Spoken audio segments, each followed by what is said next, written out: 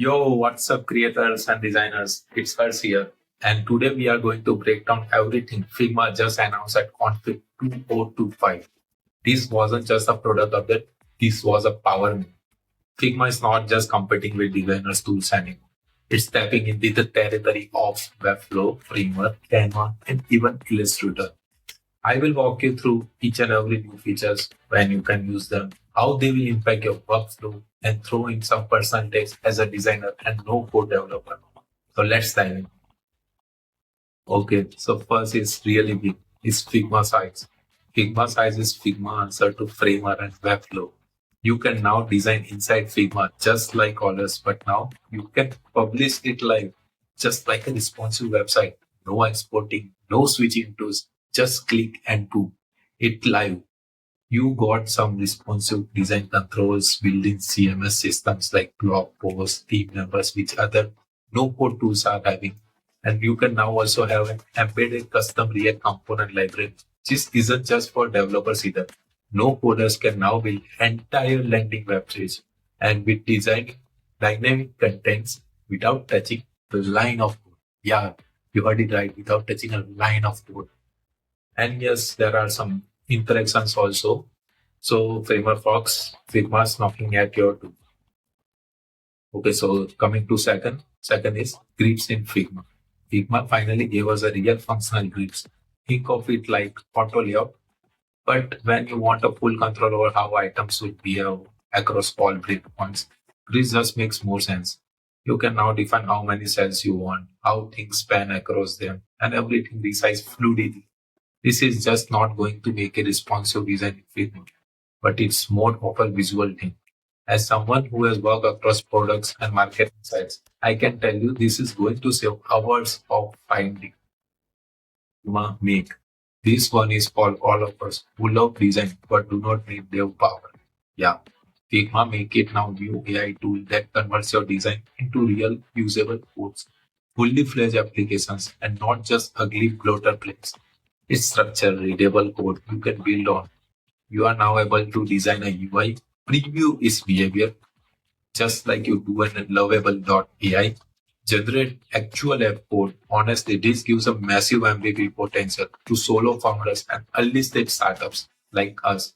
It's still in the beta, but this could replace your first developer hiring, literally.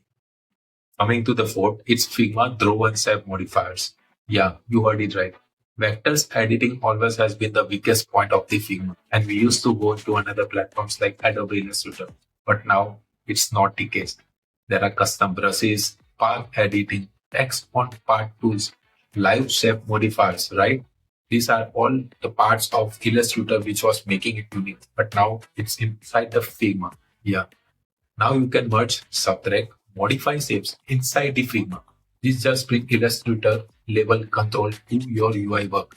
No more switching apps or minor tweaks. For UI designers working with icons, SVG, and Illustrator, this is like a real code. Okay, the fifth, which surprised me most of all, it's Figma Buzz. Let's say you want to design a template for LinkedIn posts, Reels, product source. Now link that to a Google Sheet, right? This Figma Buzz will auto-generate dozens of assets using this data. Each output gets adapted for platforms like LinkedIn, Twitter, Instagram. So you have to just make a template in a definite size and it will be adopted for all the post designs, right? You have to not go to and fro, which is like a gem for all of the content creations, all from the same master templates. For the content marketers, sales teams, and creators, this is like a dream. Imagine your marketing team just updating a spreadsheet and your visuals are ready to post. That's insane. Okay, the last one is what Figma call as content sheet. They have also introduced something known as content sheet. This is a much more affordable way for non-designers like marketers or product owners to access sites, CMS, Buzz, slides, and feature. It's cheaper than a full design sheet and perfect for contents or ops team. Just like in Webflow, we have unlimited access to our clients. In same way, Figma will be providing a limited content to a client's view, so you can give your client a file where they can edit and make all the contents without any of your involvement. This will result in lot of a time. This shows how Figma is growing just beyond designers. It's becoming a full creative hub. Yeah, literally. Okay, so let's talk about what is currently live and what is going to come, right?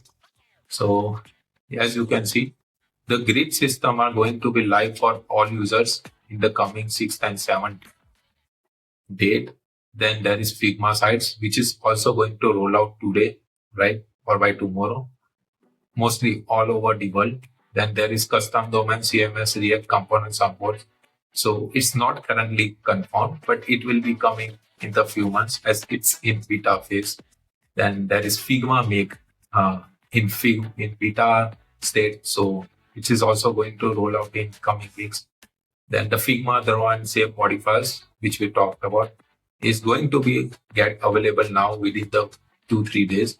And the Figma Buzz, which we talked, which was like a surprise for me, is also going to be available from today for contents and dev sheets. So yeah, most of it's already here. You can start playing with it right now. As we can see, these updates are just isn't about features. It's a vision. Figma wants us to be that design, development, and content tool all at one place. From building sites to generating codes to automatic marketing access, it's all here. If you are excited to test these features, let me know in the comments. I will be making an in-depth breakdown of each tools over the next few days. So hit that like button and subscribe if you don't want to miss those updates. Peace out.